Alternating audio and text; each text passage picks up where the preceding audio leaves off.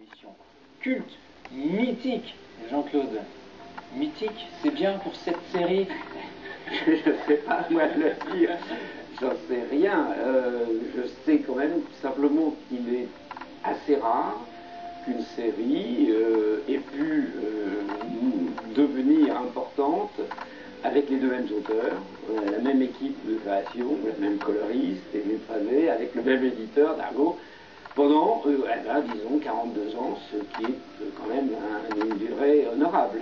Honorable, exceptionnel. Un album, un dernier album de BD, ce 21e, c'est un crève-cœur à la fois pour nous, pauvres lecteurs, mais pour vous, Jean-Claude, j'imagine. C'est-à-dire que il y a d'abord le fait que nous avions programmé, du moins, la fin de la poursuite de la Terre, la fin d'un album, puis un autre encore. On arrive à se tenir encore très bien, mais on n'est plus si jeune. Et puis surtout, avec le fait que, je crois, Valérian a ouvert les portes. La science-fiction en bande dessinée de lecture populaire et disons, adolescente d'abord, puis adulte après, était quelque chose qui était assez peu répandu en France avant, et c'est devenu ce genre qui a été maintenant très connu au cinéma, alors qu'avant, il faut dire, les films que moi j'ai vus gamin dans les années 50, c'était pas Z, mais c'était du Soubé. Hein. La créativité, la création, dans vos mains, dans votre esprit, à vous, comment ça vient? Ces univers complètement, on disait, décalés, innovants, des histoires qu'on n'avait pas vues ailleurs. C'est d'abord la proposition du scénario. C'est évident que c'est parce que, vu notre amitié et notre déjà vieille connaissance, Pierre et moi, sur de faire un projet qui n'avait aucune visée d'avenir, c'est 40 ans après, on voulait faire une histoire. Moi, je rentrais d'aller bourlinguer aux États-Unis. Pierre s'installait dans une carrière universitaire qui a dérivé et qu'il a continué, qu'il a largement continué et multiplié au contraire ses possibilités. Et là-dessus, on a proposé une histoire chez Dargaud qui nous a dit pourquoi pas. Parce que Goscinny, mais on ne savait même pas ce qu'on avait à en faire. Il avait envie de faire quelque chose que les autres ne faisaient pas.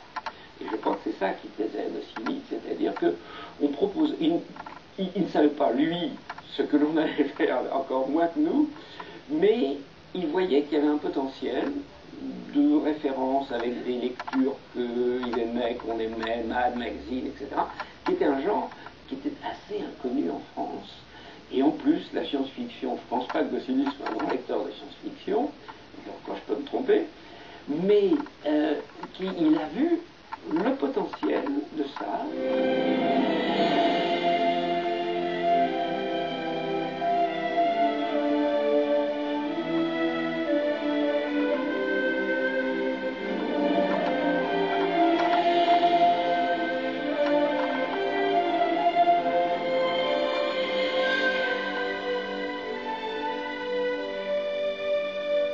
J'en reviens à la création.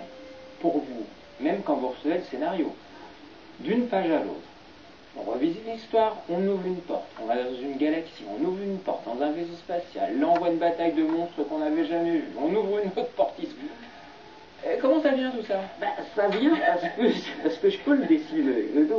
C'est-à-dire que moi j'ai horreur de travailler d'après photo, j'ai horreur de recopier des photos pour en faire des dessins. Ça me rassure, il n'y a pas de photos de toutes les bestioles. Non, et justement, donc c'est peut-être parce que par défaut je ne suis pas un dessinateur réaliste et je n'ai aucune envie de le faire. Au contraire, oui, d'accord. On parle de quel va être cet extraterrestre, quelles sont ses qualités. Non pas, Pierre me dit, il aura 12 tentacules sur le crâne, c'est pas ça qu'il me dit. Nous discutons de la psychologie, de ce que ce personnage d'abord va faire dans l'histoire. C'est-à-dire, évidemment, trouver son utilité. Est-ce qu'il passe derrière un décor et que c'est un figurant, ou est-ce que c'est éventuellement quelqu'un qui est appelé à avoir un rôle dans l'histoire? Et puis, je me démerde et ça devient ces personnages qui d'ailleurs, quand on regarde les anciens albums et l'arrivée du Schniarfeur, la glande chabounale n'était pas exactement en place, etc. Ça s'établit, mon dessin s'affirme, etc. Et on en arrive à faire, à la lecture du scénario, le premier à dire « tiens, c'est bien ou c'est pas bien », c'est Pierre, qui va lire, les dialogues que je fais jouer par notre personnage.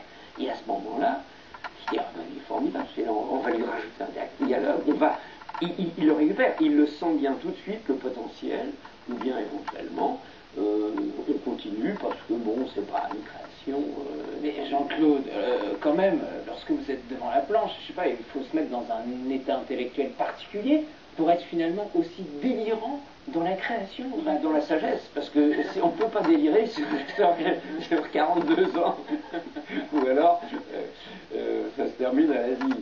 Non, je crois que, encore une fois, qu'il faut, enfin, c'est difficile à dire, voilà, je trouve ça que c'est jubilatoire. Oui, il y a une partie où je suis dans la choucroute et je trouve mon chemin parce que vraiment c'est pas facile. Les débuts de chaque histoire, les débuts de chaque page sont difficiles, mais c'est vrai qu'à un moment il faut trouver ce qui va être l'intérêt de l'image, de la page. Pour moi, c'est toujours le contexte de plusieurs pages, plusieurs images en même temps, et d'en arriver à dire, bon, bah, ça c'est très bien, ça va, ou bien de dire, ça ne va pas, et je recommence. Et puis, à force d'exigence, de ne jamais redessiner ce qui a été dessiné avant, c'est-à-dire, ou bien c'est une citation, ou bien, si c'est la même ville extraterrestre qui est à un bout de la galaxie et l'autre qui lui ressemble étrangement à l'autre, ça c'est vrai, il faut trouver autre chose.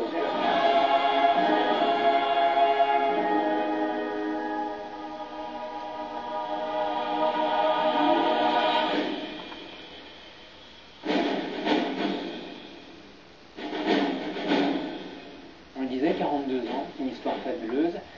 Comment vous avez bâti cette relation avec les personnages, par exemple? Est-ce que pour vous, c'est une famille de papier, tout ce qu'on peut trouver dans la série Valérian? Est-ce qu'il y a des personnages dans ce dernier tome là qu'on a retrouvé? Est-ce que vous avez retrouvé avec plaisir? Est-ce qu'ils étaient encore là?